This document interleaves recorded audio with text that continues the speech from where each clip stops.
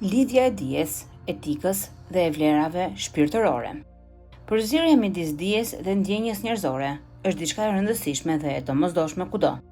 Arsyeja që shkenca është shumë e zhvilluar në botën perëndimore dhe është e paaftë për të shpëtuar njerëzimin, është fakti se ajo nuk është e lidhur me dimensionin njerëzor. Kudo që ekziston shkenca pa ndërgjegjen, etikën dhe dimensionin shpirtëror, ajo nuk ka asnjë dobi për njerëzimin.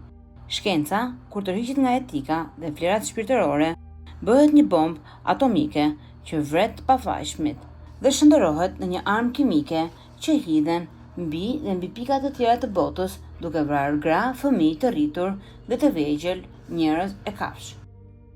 Nga erdhën këto armë vrasëse? Ato u prodhuan nga qendra e shkencës, ata erdhën nga shtete europiane. Janë ata që i krijuan këtë lëndë dhe i vunë në dispozicion të një regjimi që nuk respekton atë që duhet respektuar. Kështu rezultatet ishin ato që pam.